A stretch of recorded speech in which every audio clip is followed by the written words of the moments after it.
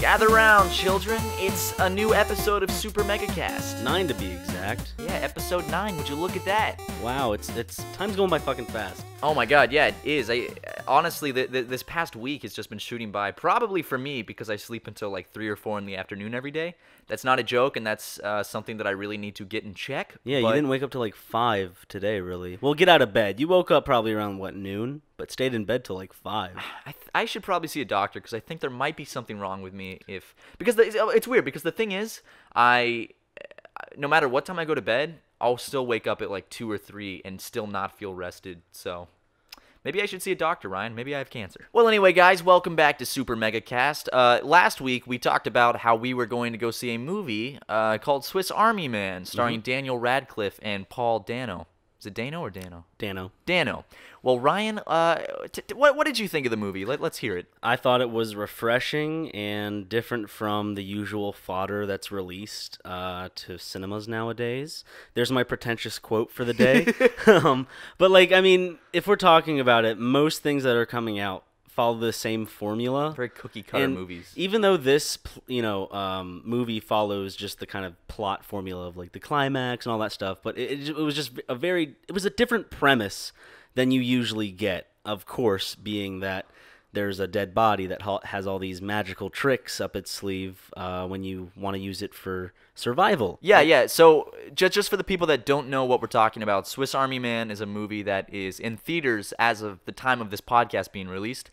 And it is about a man marooned on an island, and he finds a dead body played by Daniel Radcliffe that washes up on the shore. And he is mentally insane, and he believes that the body is alive, and throughout the movie, it's him trying to find civilization, and he's using the body as like a machine gun and like Swiss Army Man, Swiss Army knife, Yeah, it has a bunch of uses, but that is basically the gist of the movie. And if you haven't seen it, go watch the trailer or go watch the movie. If when you're listening to this, the movie is online, it's a very good movie. But that's just a quick all the movie in one synopsis. Yeah, synopsis. But overall, I thought the movie, like what Ryan said, was very refreshing because it was weird. And I don't think there's enough weird movies that come out these days, because most movies are very Hollywood. Tame. Yeah, very simple plot. You can guess if you show me a movie trailer, odds are you can guess the entire plot of the movie from the trailer. Yeah. Swiss Army Man wasn't like that at all. When Ryan first showed me the trailer a few months ago, we were both like really perplexed by it, and it was this like, what the fuck is this movie gonna be? It's so bizarre, and that's what made me want to see it in the first place. Not only that, but the cast, Paul Dano and Daniel Radcliffe working together is amazing. I love Paul Dano ever since I've seen him in Little Miss Sunshine, and of course then seeing his work continue on into There Will Be Blood and other movies, of course, in the future. But those are the two movies that I think of when Paul Dano comes to mind. And Daniel Radcliffe is coming out of the whole Harry Potter era, I think, just perfectly. It's very smart that he's picking these types of roles. They're different, they're weird, it puts him out there. And you and I even saw a trailer where he plays like an undercover white neo-Nazi. Yeah, neo-Nazi. So, I'm loving that Daniel Radcliffe is getting out from that Harry Potter thing, and he's doing a fucking great job at it, in my opinion. Yeah, Daniel Radcliffe, because most actors, after they play one big role, it's really hard for them to separate themselves from that role and to move on and do other big things. A lot of big actors, after playing a big role, they go on and play other roles, but they never play anything that is seen as like a big significant role. Yeah. Like Bryan Cranston, for example, is doing what Daniel Radcliffe is doing, because he was, after Malcolm in the Middle ended, everyone's like, well, how's he ever going to be in anything else? And then he did Breaking Bad, which was 10 times bigger than And now Malcolm people are thinking the same thing. How is he going to do anything else? But he has been coming out with movies that have been at least critically successful. There was Trumbo, which The Infiltrator is coming out too. Yeah. Which is it's kind of funny because now he's playing the opposite of what he played in Breaking Bad. He's playing an undercover cop that's trying to bust Pablo Escobar, which is like one of the biggest drug kingpins in history. So looks like an interesting movie, and I do want to see that. But back to Swiss Army Man. We'll go into more depth into like reviews and stuff when we get our movie review segment underway on Coming Super Mega. soon. Yeah. But let's just go around the thing. Would you recommend it, Matt? Oh, absolutely. I actually want to see it again in theaters because I don't know, it was so weird and different, but it was so charming and also so I don't know. It's a movie that after it ended, I thought about it a lot. It's one of those because most movies you see, you leave the theater and you're like, oh, that was a good movie, and then you don't really think about it that much again. But this is one of those movies that, as days went on after I saw it, I was still thinking about it. And I think movies that do that to me, that stay in my head, to me, I think that means it's a really good movie. And I really enjoyed the cinematography. The soundtrack was. I fucking love the soundtrack. Ryan and I have been singing it all week. Popcorn, dude.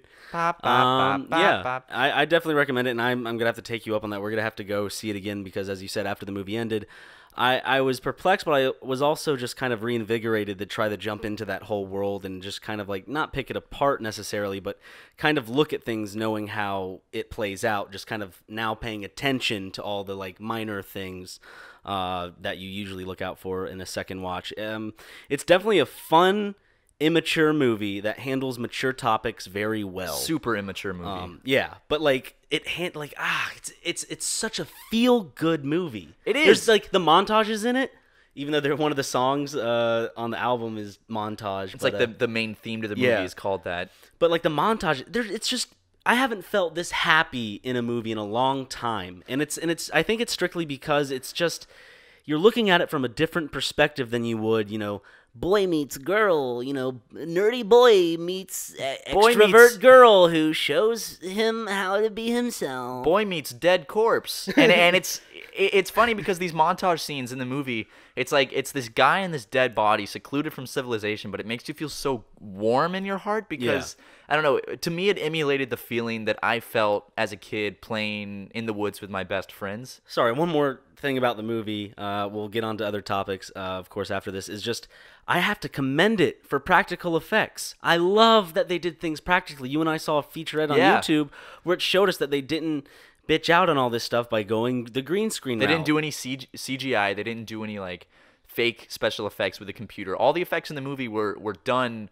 At least most of the effects. Yeah, I don't know most all of them. But we saw this featurette that showed that like all the fire, all of the all the effects in the movie were practical. Yeah, like when it, as you said, when it comes to like them catching on fire, when it comes to like certain scenes when the bus they made is kind of moving and shaking, and you can see the crew members standing around throwing leaves into the scene and with fans and everything, and it's so great to just kind of see all these people using their imagination with a movie about imagination. Yeah, I think that's the biggest thing that sets this movie apart is so many movies are made by, big Hollywood studios by a bunch of dudes in suits in a room, and the whole point of the movie is how can we make a movie that people will go see, that will get a lot of money, will sell a lot of tickets. And you can tell that this movie was more of a passion project between these two directors, that the Daniels. Yeah, that they wanted to make something imaginative and fun and weird, and they weren't afraid if it wasn't going to not sell a lot of tickets. They made what they wanted to make, and overall it came out to be a really fucking amazing movie. Yeah. But yeah, we both recommend it. Go see it. If you enjoy this segment of the podcast, then you will enjoy the little movie review show we have cooked up for you that will come out in the future. Yes. So we're also not paid by this movie to promote it. We just really like it. Also, you know what just came out like an hour ago? Yeah, what came out an hour ago, Ryan? Pokemon Go. What? Sounded like a hook in like a trap song. Pokemon Go. Hey. Yeah, but by the time we're recording this podcast, I think Pokemon Go came out like 2 hours ago, and we both just downloaded it, and we've been playing it, messing around with it, and we actually just finished. There's a video on our channel, I think, right now. Yeah, by the time this podcast comes out, there's a video of us messing around with Pokemon Go on the channel, so go check that out. But Ryan, just released today. Yeah, it's a fun little mobile game. It's different, and it is. I don't know. It gets you out. It gets you outside. Gets you to like explore local kind of things. Like there's this painting that I thought it looked like graffiti to me, but for some reason, this painting is a part of this app in terms of like you get to learn about it. Yeah. So there's this painting kind of near where we live, and it popped up on our Pokemon Go app and like gave us facts about it, and then we went there, and because we went there, we got 3 Pokeballs. So it was like, whoa, that's actually really cool. So the app seems like it wants you to get out and actually learn about where you are Yeah. and shit like that. And we're Bulbasaur buddies, dude. Yeah, we both have a little Bulbasaur. Hey Ryan, do you mind if I just climb on my Segway real quick? And, Sure, of course. You know, I'll be here. Oh, just there you go. Oh, here you segue come. on to the next topic. I want to talk a little bit, Ryan, about our disgusting habits. So every night for probably the past week, Ryan and I will, at about midnight, we'll walk to 7-Eleven. Yep.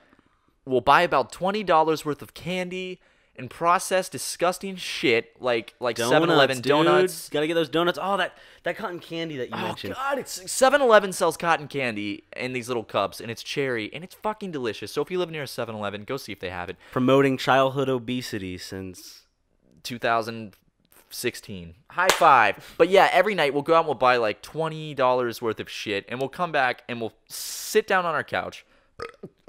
Yeah, Why do you always do that during a podcast? The burp?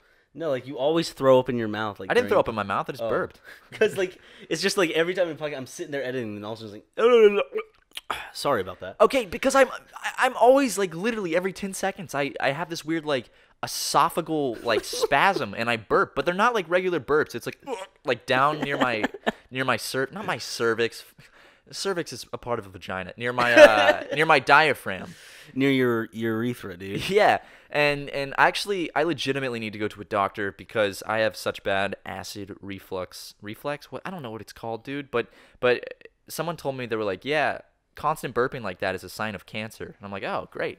So I probably should go to a doctor. But back to what I was saying, these two topics actually kind of correlate. Okay. Ryan and I will plop down on the couch and put on like YouTube or Netflix, and we'll just like eat all this shit for like 2 hours. Oh, it's so good. It's so good. We should We do it watch again top tonight. 10 videos. We got Rob Dyke turned up to max. Yeah, we watch all these like creepy top 10, like top 10 proof of alien life, and We watch so many top 10 videos, and never will we watch a Matthew Santoro top 10 no, video. because his face scares the fuck out of me. It scares Matt. We can't watch him. I'm too scared of him. When we saw him at VidCon, I had to leave the room. It's like a parent trying to bring their kid to a movie because the parent wants to see it, but they don't want to charge for a babysitter, and this kid's like, no, the movie scares me. Just please, just come on. Like YouTube's like, please watch it, please. And we're both like, no, we don't want scary. to. He He's looks like scary. Looks like he just busted out of like an insane asylum, like a psych ward, and he's gonna kill me. It looks like he creates a photo like shop crossbred between him and the Cheshire cat Yeah, from yeah. Alice in Wonder shit.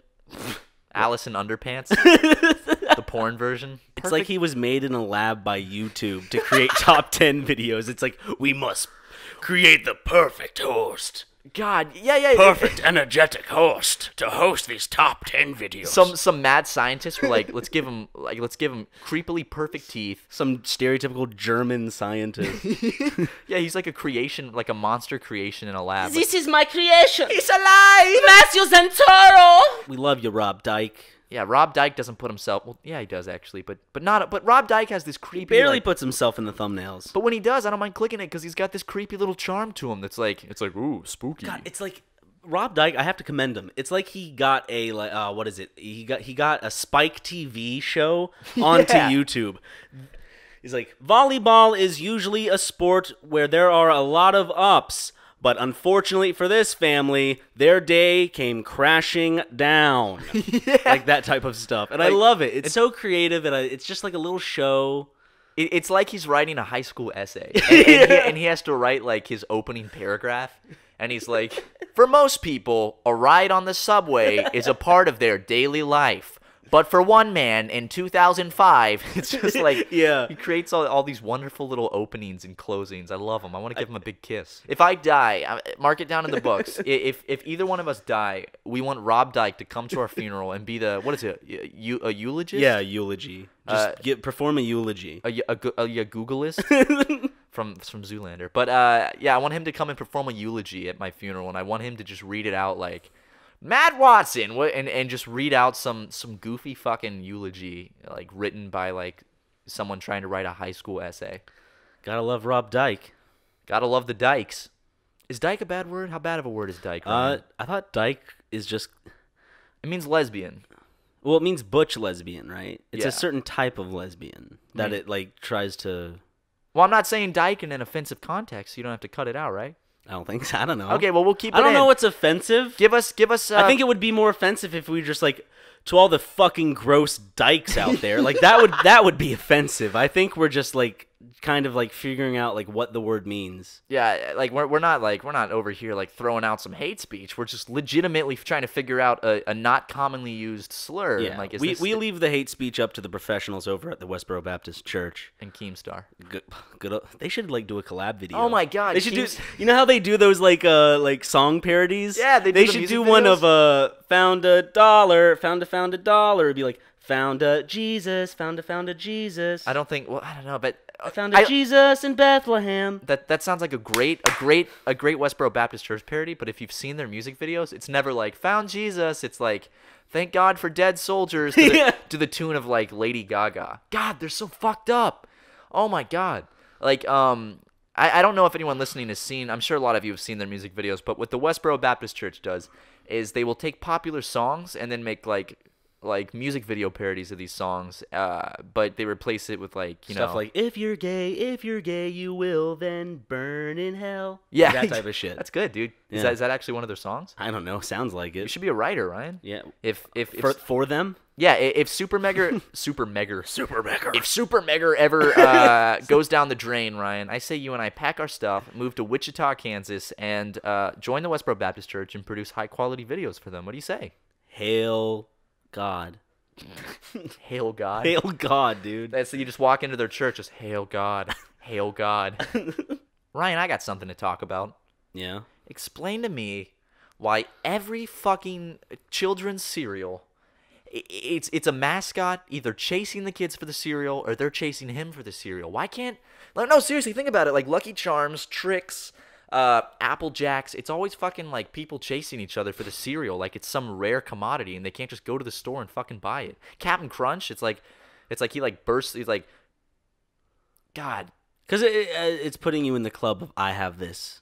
Oh, I have this. Look at that. I never thought about it that way. It's like can't they just go to the store and buy the cereal and just coexist and enjoy the cereal? Well, in at peace? that age, the commercials are aimed at kids who then ask their parents. That he's like, oh my God, I saw this like when Cookie Crisp came out. I'm like, chocolate chip cookies for cereal, Dad, Mom.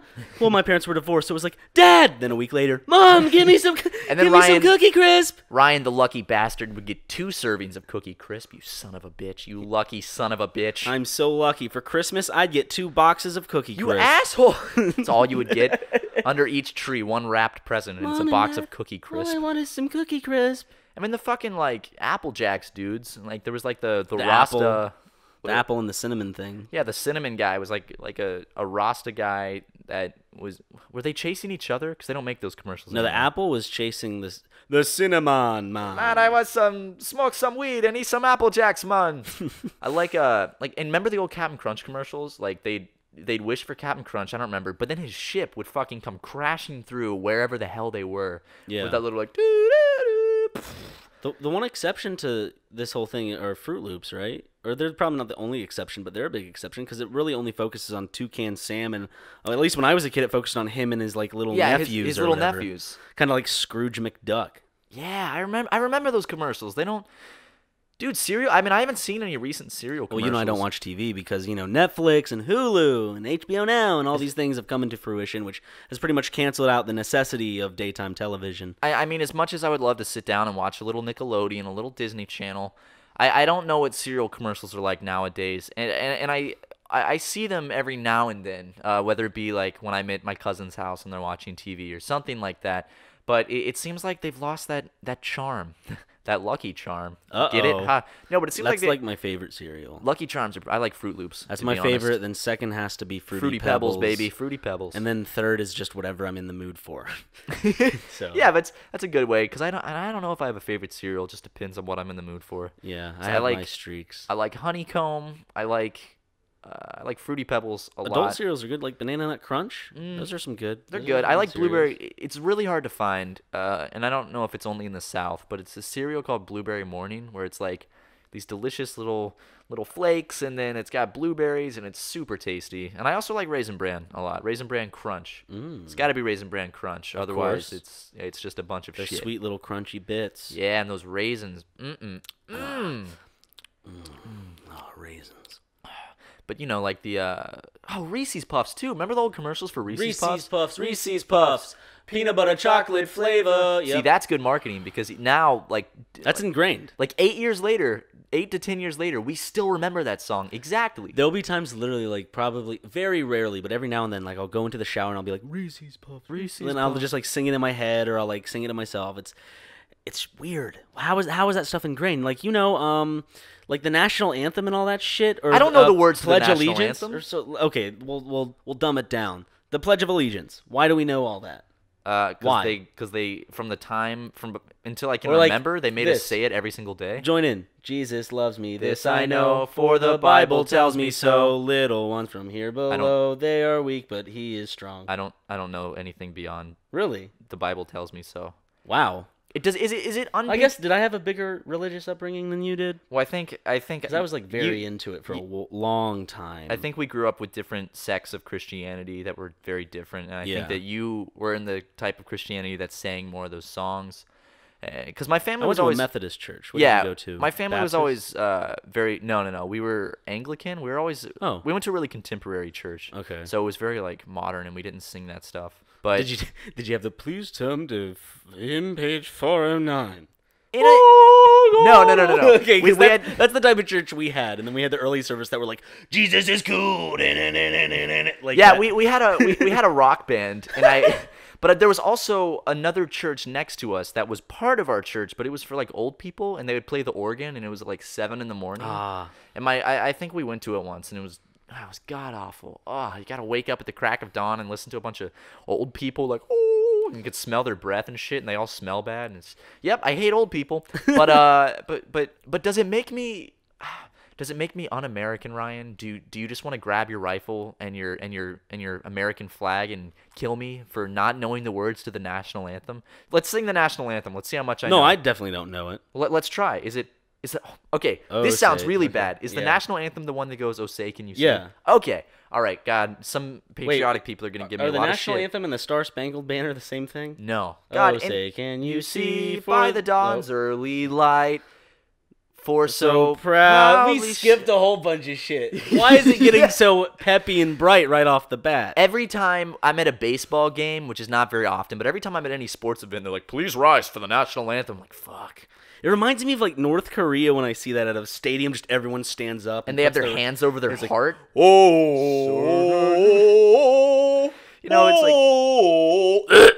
We're gonna get a lot of shit because there's a lot of nationalism people that are like super patriotic, super American, and there's nothing wrong if you're into that. But I think it's a little silly to get offended by like, you don't know the lyrics to the national anthem? You're not Americans. Why do you even live here? It's like a lot of people don't realize that. You know, there's so many fucking cultures out there and so much other shit. And I don't mean to sound like a pretentious cultured asshole. That's the thing of America. We're a melting pot. Why are we trying to like be like America? Oh! When it's like when we're supposed to at least accept other countries, we don't have a clear history of doing that. We live in Los Angeles, and before I moved here, I had never seen so many different races, religions, types of people in one place. It's just white and black where we live. Yeah, it's just there's not really any Mexicans. There's like no Muslims, barely any Asians. So it's like coming to LA was this massive eye-opening cultural, punch in the face. And I think people should focus more on America as this great place where it doesn't matter what country you're from. You can come here and everyone can have a chance at doing something. Not this like, oh, you're not American, fuck you. Ryan's actually not an American because he has an American. Nope, he's part Middle Eastern. Somewhat, yeah. Trump would be pissed about that. Yeah. He'd tell me to go back home. What percentage like Middle Eastern are you? Like I'm a quarter? Like 25%. Because your mom is half Middle Eastern, right? Yeah. Okay, from like Libya? Arabic. Or Lebanon? she moved to Lebanon. She was born in Libya. Okay. And then moved to Lebanon. Then, of course, because of the civil war conflict going on there. I mean, they have a lot of conflicts going. They did have a lot. They probably still last do year's civil war, or Lebanon. this year's civil war. Just like but so they just moved to the U.S. early, and that's a summarized story of my mom coming to the U.S. That's the great story of Cecile and that sweet Arab poon. Ooh, yep. Get yourself a slice today. Pre-order now and buy one get Cecile one free. Yeah, but love you, Mom. My parents are just good old Americans, just good old white Americans. But anyway, Ryan, we also want to take a moment as this podcast is nearing its end. We want to thank you guys for the unending support that you've been giving us the past few weeks. Yeah, views are great, and not just that, but like the comments, they're all positive, at least mostly from what I've seen. And to get so many positive comments after such a big growth is a really cool thing to see, because we get those mixtures of "fuck you guys are offensive," boo-hoo. But it's good to see that people are supporting this brand of humor and style of comedy and channel in general. Yeah, and it's like, but we, a few weeks ago we got that bump from Jack gave us a shout out in one of his videos, and ever since then the growth has been pretty constant, and it looks like the channel is on its way to bigger and better things, and we just want to say genuinely thank you for everyone who is subscribed, everyone who watches us on a daily basis, people that say they actually look forward to watching our videos. Just the people that come stop by every now and then. Yeah, just to give it a watch. Like, thank you so much, because this is, what we basically do with our lives. This is why we live. This is why we moved across the country. This is what we do. So the fact that people actually support it and enjoy it and show their friends and family, it means a lot. So really, thank you guys for all the support recently. We have a lot of good stuff on the way that you're not going to want to miss. But anyways, I can't think of anything else to say. So now, sorry, let me save you. Let me hop on this segue real quick. Let me climb on the back. Okay. Okay. Say something, Ryan. Get me out of this hole. Here we go. Are you ready for this, Matt? I'm ready. You haven't fucking played Overwatch yet, dude. I haven't played Overwatch. What the fuck? I bought it. I haven't played it. But I think that, I don't want to make any promises, but we're supposed to shoot a video of some sort. We're maybe going to do an Overwatch video about my first experience with Overwatch. Maybe, pretty much possibly. We're forced to do this because we just said it. Well, I want to do it anyway, so yeah. Keep your eyes open for that. Maybe it might not happen, so don't hold us to that, because we want to. We're big liars. Yeah, we're huge liars. We make promises we can't keep. Just like normal fucking human beings. Oh my god. It's almost like we make mistakes, like humans. Oh no! You mean we're not some weird corporate machine that just pumps out content and smiles? Yes. And okay, real quick, back to commenters that get offended. It's funny when people they stumble upon our videos and they take their time to type out this long comment about how we riled their feathers up. It's just funny to me, because it's like, no one's making you watch it. It's free content. If you don't like it, just give it a dislike and move on. You don't have to write out this long post. It's like, and not just that, but when you're getting mad at someone for a different belief, you're doing more harm to your side. You need to I don't know. I wish people were more understanding that people had different views, and if we do something, sometimes it may be offensive, it may be wrong to say, but if your first instinct is to get mad, then how do you expect us to even learn a little bit more or want to at least accept what you're saying? If it comes off as an attack, we're not going to really listen to your side that much. We're not going to try to understand it. But if you, I don't know, I just feel like if you come at something with such volatile, just sharpened teeth and everything, you guys. Yeah, you're doing nothing but making yourself, I guess, try to look better in some moral way, because we all know that if you have a better moral compass than the person next to you, then you have an open seat to Shangri-La. What? Yeah. Words to Live by Ryan McGee. or in the words of Steve Harvey, if you have a good moral barometer. Have you ever seen that video? No. Okay, well, Steve Harvey's a real piece of shit, by the way. And you can disagree with me. You can disagree with me, but Steve Harvey is a fucking asshole. There's a compilation online of Steve Harvey saying these awful fucking things, and it doesn't matter what your opinions are. Steve Harvey says some really Isn't he like an things. iconic comedic figure? Steve Harvey? Yeah. Okay, yeah. Steve Harvey. Yeah, sorry, I don't know why. I was thinking of someone else. Yeah, but Steve Harvey's a real asshole. I'm just throwing that out there. What does he do? What does he do that riles your feathers? He says a lot of really... Look, we're being mean back. Yeah. Hey, guys, remember, if you don't agree with our point of view, it's just, fuck you, Steve Harvey! No, but Steve Harvey is kind of an asshole. If you don't believe me, go look up compilations of just search "I hate Steve Harvey" and you'll see why. He says some really shitty things, and he's allowed to have his own opinions, but he's also kind of really shitty. He says a lot of really kind of fucked up things. Fight us. Yeah, fight us. I would love to have Steve Harvey come on the podcast so I could debate him. And speaking of Steve Harvey, I just remembered when I was in middle school, my bus driver would always have a little radio, and she would always play Steve Harvey on the way to school, and it was very obnoxious. Not because I disliked Steve Harvey at the time, just because it was a very loud man on the radio at like 6:30 in the morning when I'm just trying to do my homework on the bus or take a little... This is why you hate him. This is the true root of the subconscious hate. The seed of hate that Steve Harvey subconsciously planted in me as a child. Nope, and that sounded sexual. So Steve Harvey planted his seed of hatred into you when you were just a young boy. I was just a little boy on the bus, and Steve Harvey planting his seed in me. Well, guys, that about does it for this episode of Super Mega Cast. We got into some pretty deep, some pretty touchy topics, but we promise, these are just our opinions. If you don't like them, we're sorry. And they're subject to change at a moment's notice because people's opinions happen to change. Yes, so don't hate us for our opinions. We don't Except hate you if you're for... Hillary Clinton flip-flopping everywhere. Oh, you stupid son of a bitch. But guys, we love you so much. Thank you so much for listening. Next week we'll talk about some more fun topics that aren't so out there. But guys, thank you so much for listening. Ryan, do you have any last words? Cuckoo Cuckoo. What? Were you doing the I Am the Walrus thing by the Beatles? What are you doing? You're just making a noise now. You're just making noise. Just say bye. Just say bye, Ryan.